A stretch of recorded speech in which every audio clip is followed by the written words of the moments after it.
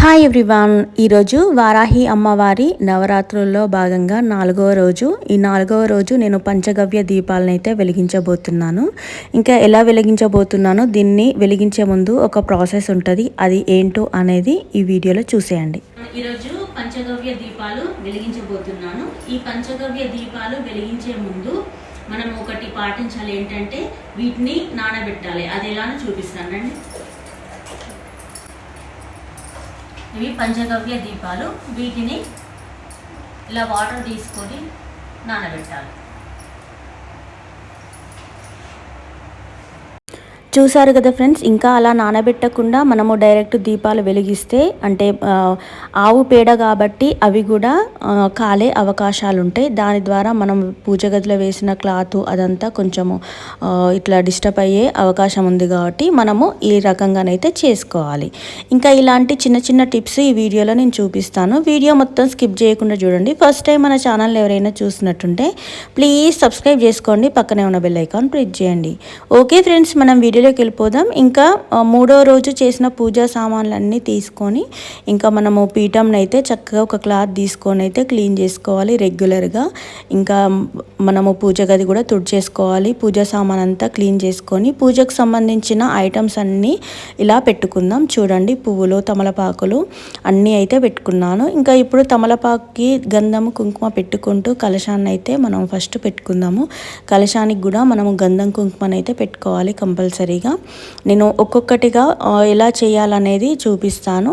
ఇంకా మనము ఏది పెట్టినా అంటే దీపం కొందీలు పెట్టినా లేదా మనం పంచగవ్య దీపాలు పెట్టినా ఏది పెట్టినా దాని కింద తమలపాకులు అయితే పెట్టాలి. ఆ తమలపాకులకు కూడా మనం గంధం కుంకుమ పెట్టాలి. ఇంక ఇదైతే అమ్మవారికి ఇష్టమైన పానకం ఎలా ప్రిపేర్ చేయాలనేది నేను ఇంతకుముందు వీడియోలో అయితే చూపించాను. ఇంకా వాటర్ తీసుకొని బెల్లము, ఇలాయచి ఇంకా పచ్చకర్పూరంతో అయితే మనం పానకం అయితే ప్రిపేర్ చేసుకోవాలి. నైవేద్యం ఏది పెట్టినా పెట్టకుండా అమ్మవారికి పానకం అయితే కంపల్సరీగా పెట్టాలి. ఇంకా నెక్స్ట్ అమ్మవారికి పూలు అలంకరించాను.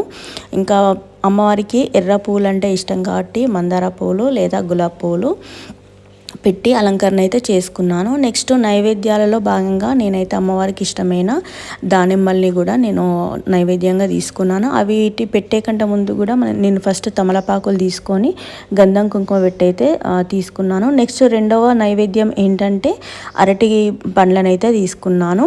ఇంకా నెక్స్ట్ 3వ నైవేద్యం ఏంటంటే బచ్చలాకు బజ్జీలు అయితే తీసుకున్నాను. 3వ నైవేద్యం. ఈరోజైతే నైవేద్యాలుగా ఇవైతే చేసుకున్నాను. ఇంకా మన ఇష్టం అండి, మన ఓపికను బట్టి ఇంకా ఎక్కువ చేసుకోవచ్చు. ఓపిక లేకుంటే ఫ్రూట్స్ పెట్టి కూడా మనము అమ్మవారికి మొక్కుకోవచ్చు. నైవేద్యాలు కంపల్సరీ పెట్టాలి అనేది కూడా ఏం లేదు. ఇవన్నీ పెట్టిన తర్వాత నెక్స్ట్ అయితే మనము దీపం కుందీలు అయితే పెట్టుకుందాము.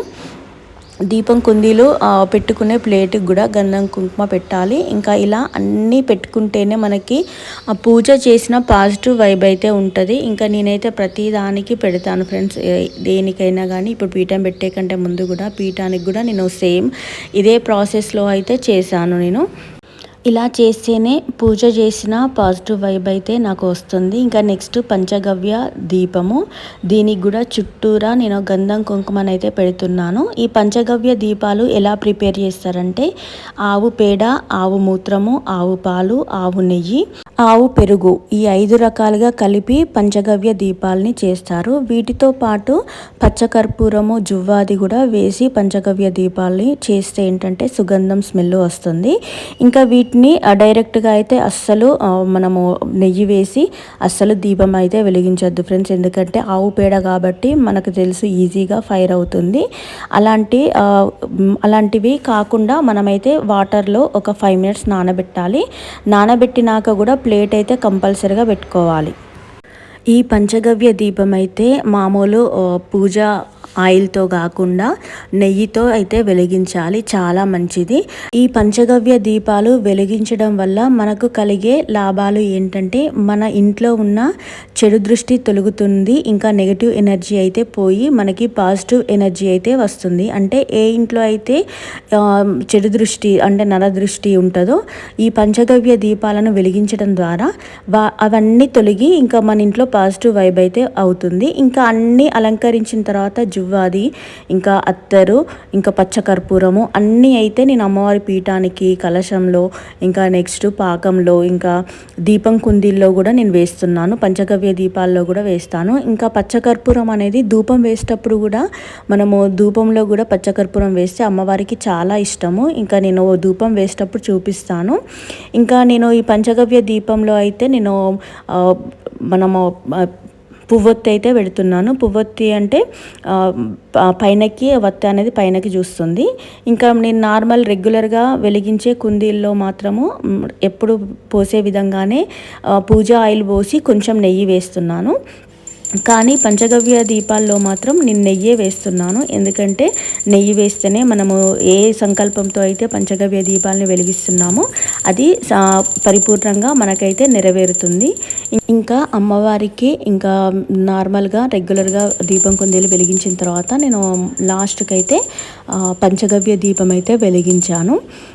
ఒక్కొక్క రోజు ఒక్కొక్క దీపాన్ని అయితే వెలిగిస్తున్నాను. ఇంకా వాటికి సంబంధించిన వాటి ప్రత్యేకతల్ని కూడా నేను వివరిస్తున్నాను ప్రతి వీడియోలో.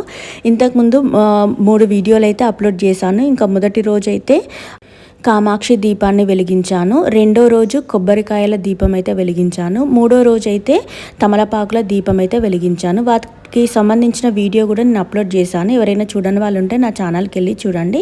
ఇంకా దీపాలు వెలిగించినాక చూడండి ఫ్రెండ్స్, అమ్మవారు ఎంత చక్కగా కనిపిస్తున్నారో. నాకైతే ఇలా దీపాలు వెలిగించినాక కాసేపు అమ్మవారినే చూడాలనిపిస్తుంది. అంత హ్యాపీగా అనిపిస్తుంది, అంత పాజిటివ్ వైబ్ కూడా అనిపిస్తుంది. ఇంకా నెక్స్ట్ దీపాలు ముట్టించిన తర్వాత నెక్స్ట్ ధూపం అయితే వేస్తున్నాను. అంటే మన ఇంట్లో నార్మల్గా ధూప్ స్టిక్స్ ఉంటాయి కదా, వాటిని అయితే వెలిగిస్తున్నాను. మనకి ఎన్ని రకాలుగా వీలైతే అన్ని సుగంధాలను అయితే అమ్మవారికి చూపించాలి. ఈ ధూప్ స్టిక్స్తో పాటు నేను మళ్ళీ ధూపం కూడా వేస్తాను. ఆ ధూపంలో కూడా ఒక 4-5 రకాలుగా నేను పూజ స్టోర్ నుండి తెచ్చుకొని అవి అయితే వేస్తాను. అది కూడా మీరు చూసేయండి. మనం ఎక్కువగా అమ్మవారిని సుగంధంగానే ఉంచాలి. మల్లెపూలలో కూడా చిన్న మల్లెపూలు ఉంటాయి కదా ఫ్రెండ్స్, అవి అయితే ఎక్కువ స్మెల్ వస్తాయి. నేనైతే అమ్మవారి పూజకైతే అవే యూజ్ చేస్తున్నాను. ఇంకా దీపం ముట్టించిన తర్వాత ఫైనల్గా కొబ్బరికాయనైతే అయితే కొడుతున్నాను. ఇంకా కొబ్బరికాయ కొట్టి అమ్మవారి దగ్గర పెట్టిన తర్వాత నేనైతే ధూపం అయితే వేస్తాను. ఇంకా ధూపము మీకు అంటే నార్మల్గా బొగ్గులు ఉంటే బొగ్గులతో వేయచ్చు. ఇంకా ఈ ధూపము సిటీలో దొరకవు కదా, లేదంటే బయట మనకి ఈ పంచగవ్య ధూపాలు కూడా అవి కుందిల్లాగా దొరుకుతున్నాయి. అవి కూడా మనము తెచ్చుకొని ధూపాలు అయితే వేయచ్చు. ఇంకా మేము నార్మల్గా తెచ్చుకున్నాము. అంటే ఫస్ట్ డే మా దగ్గర లేకుండే మేము కర్పూరంతో అయితే వెలిగించాను. ఇంకా కొబ్బరికాయ కొట్టిన తర్వాతనైతే వాటిపైన చక్కెర అయితే వేసాను. ఇంకా అరటిపండుపై కూడా చక్కెర వేసాను. ఇంకా లాస్ట్కి అయితే పూజ కంప్లీట్ అయ్యే ముందు అయితే నేను ధూపం అయితే వేస్తున్నాను. చూడండి, ఇప్పటికీ 2 రకాల ధూపం పౌడర్లు వేసాను. ఇది 3వది. దీని తర్వాత అమ్మవారికి ఇష్టమైన పచ్చకర్పూరం కూడా నేను తీసుకున్నాను.